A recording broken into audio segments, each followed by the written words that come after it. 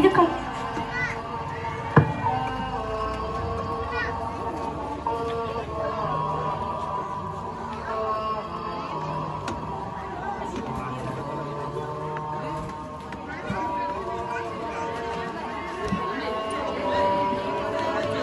எனது பேர் ஃபாத்திமா.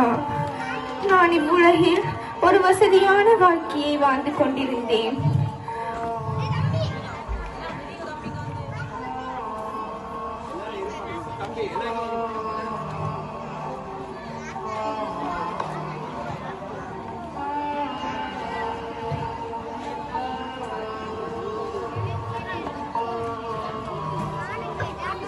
ஆனால் இப்போது நான் மரணப்படுக்கை கிடக்கிறேன்.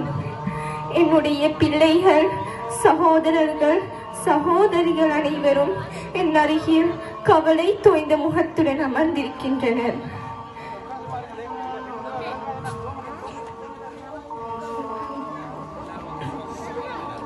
என் நெருங்கிய நண்பர்களும் என்னை சுற்றி நின்று கொண்டு என் முகத்தையே பார்த்து கொண்டிருக்கின்றனர்.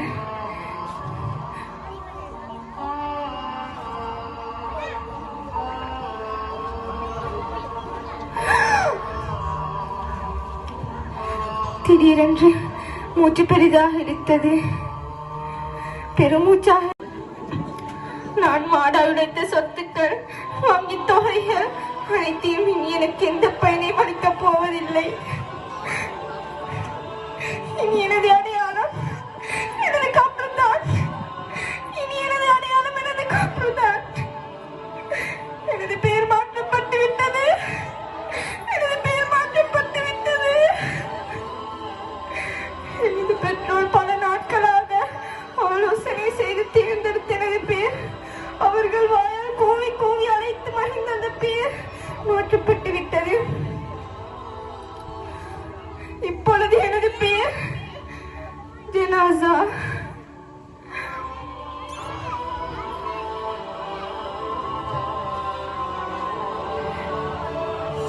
எனக்கு நெருங்கியவர்கள் எனது கப்பலை வெட்டுவதற்கான ஏற்பாடுகள் இறங்கியுள்ளார்கள்.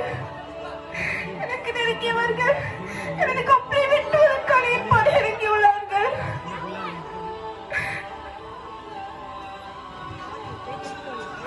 ஜனாசாவை நீண்ட நேரம் வீட்டுக்குள் வைக்க கூடாதா? அவர்கள் பேசிக் கொள்கின்றனர். என்னை இப்போது நீண்ட நேரம் வைத்துக் கொள்ள அனுமதி இல்லாத இந்த வீட்டை நான் தான் கட்டினேன். பல கடவுள்களிடம் பார்த்து பார்த்து லட்சக்கணக்கு செலவு செய்து கட்டினேன்.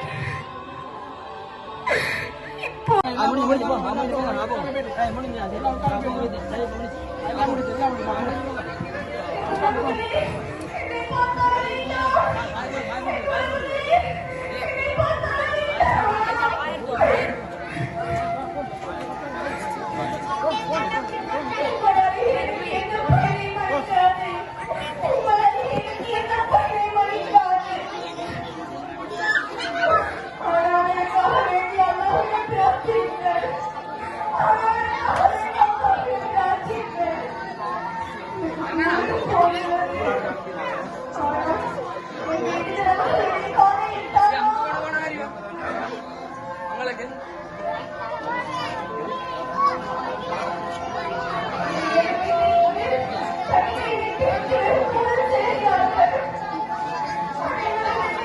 பார்த்தீர்களா சகோதரர்களே, இவ்வுலகில் நாங்கள் ஏழையாகவோ அல்லது பணக்காரர்களாகவோ வாழ்ந்திருக்கலாம்.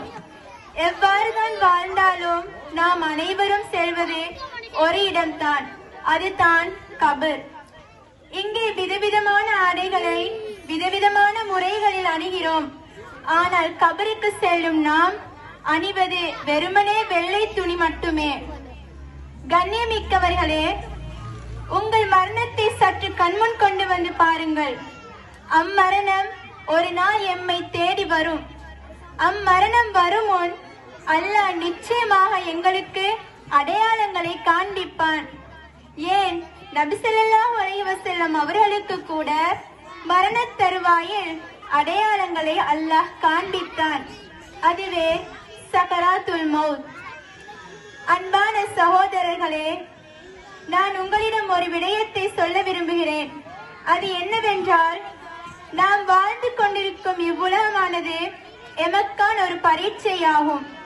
இந்த பரீட்சைகள் நாம் சித்தியடைய வேண்டுமானால் அல்லாஹ் எமக்களித்துள்ள இந்த சோதனைக்குரிய காலத்தை சிறந்த முறையில் ஈமானுடன் செயல்பட்டு நாளை மஹ்ஷர் எனும் மைதானத்திலே அனைவரும் ஒன்று கூடும் நேரம் சிறந்த தேர்ச்சிகளை பெற்று வெற்றி பெற அல்லாஹ் நம் அனைவரும் விலையுயர்ந்தனது காரில் சொகுசாக பயணித்த நான் இன்று சந்தாக் எனும் வாகனத்திலே பயணிக்கிறேன்.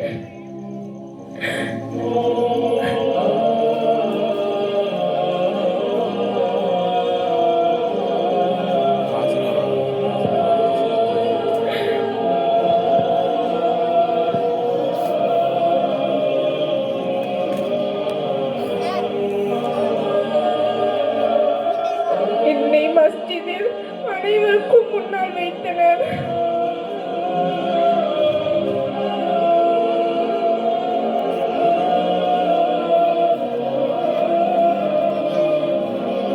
அனைவரும் ஜனாசா தொழுகையை தொழ ஆரம்பிக்கின்றனர்.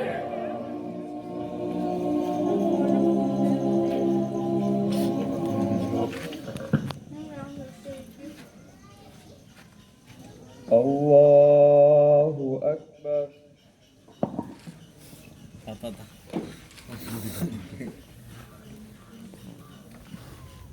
அல்லாஹு அக்பர்.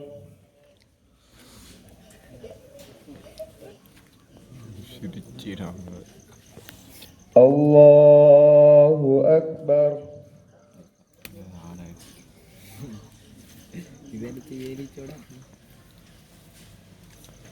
அல்லாஹு அக்பர்.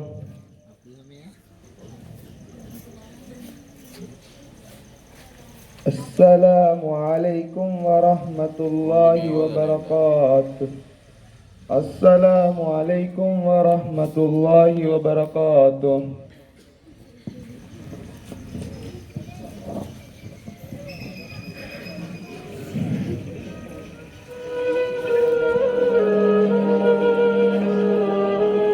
அவர்கள் மீதுள்ள ஜனாசாவான எனக்குரிய கடமைகளில் 4வது கட்டமாக அடக்கம் செய்வதற்காக வேண்டி என்னை என் வீடான கபரை நோக்கி என் பிள்ளைகள் அனைவரும் அழைத்து செல்கின்றனர்.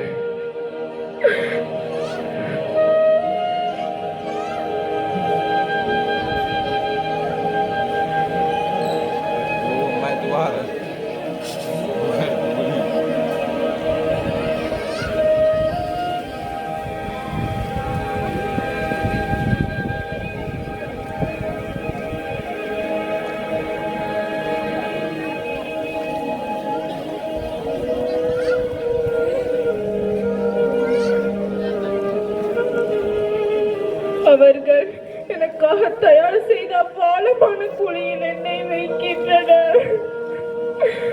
எனக்கு பயமாக உள்ளது.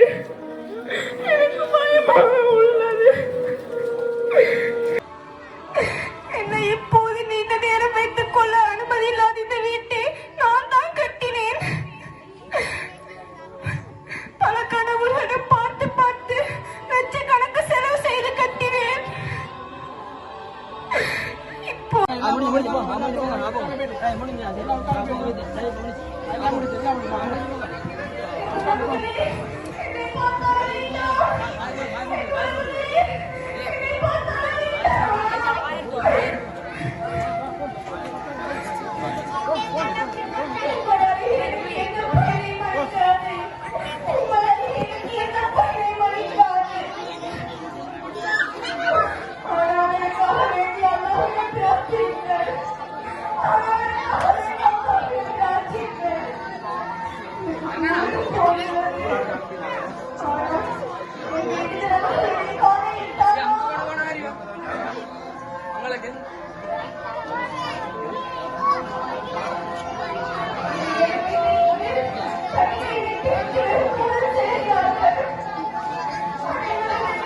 பார்த்தீர்களா சகோதரர்களே, இவ்வுலகில் நாங்கள் ஏழையாகவோ அல்லது பணக்காரர்களாகவோ வாழ்ந்திருக்கலாம்.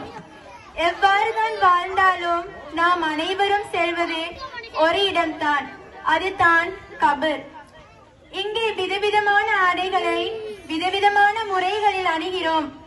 ஆனால் கபருக்கு செல்லும் நாம் அணிவது வெறுமனே வெள்ளை துணி மட்டுமே. கண்ணியமிக்கவர்களே, உங்கள் மரணத்தை சற்று கண்முன் கொண்டு வந்து பாருங்கள். அம்மரணம் ஒரு நாள் எம்மை தேடி வரும்.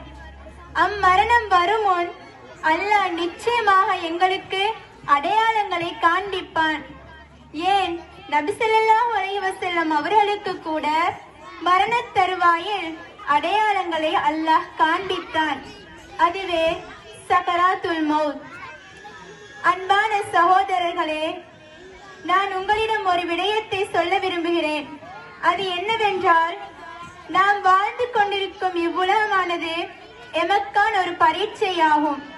இந்த பரீட்சைகள் நாம் சித்தியடைய வேண்டுமானால் அல்லாஹ் எமக்களித்துள்ள இந்த சோதனைக்குரிய காலத்தை சிறந்த முறையில் ஈமானுடன் செயல்பட்டு நாளை மஹ்ஷர் எனும் மைதானத்திலே அனைவரும் ஒன்று கூடும் நேரம் சிறந்த தேர்ச்சிகளை பெற்று வெற்றி பெற அல்லாஹ் நம் அனைவரும்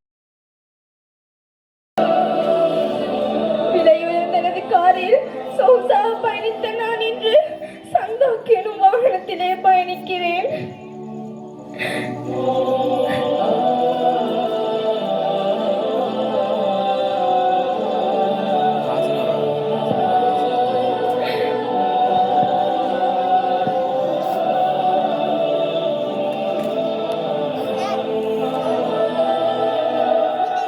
என்னை மஸ்ஜிதில் அனைவருக்கும் முன்னால் வைத்தனர்.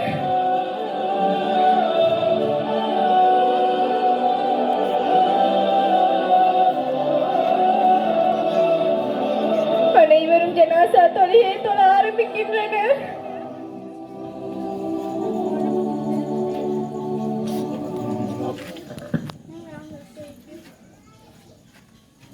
அல்லாஹு அக்பர்.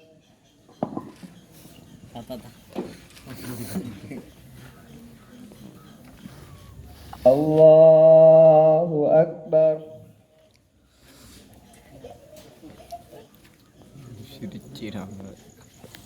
அல்லாஹு அக்பர்.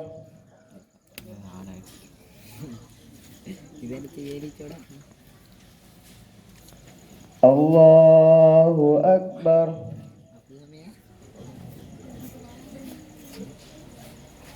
அஸ்ஸலாமு அலைக்கும் வரஹ்மத்துல்லாஹி வபரகாத்துஹ். அஸ்ஸலாமு அலைக்கும் வரஹ்மத்துல்லாஹி வபரகாத்துஹ்.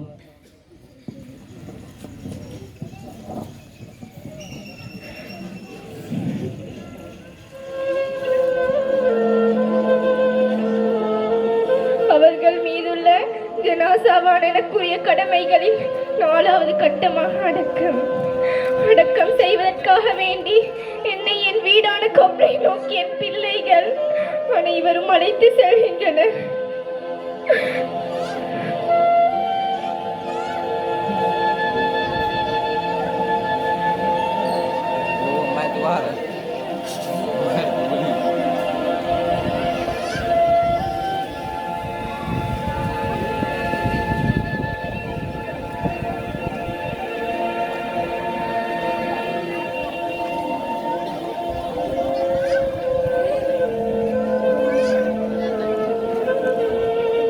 அவர்கள் எனக்காக தயார் செய்த பாலமான குழியில் என்னை வைக்கின்றனர்.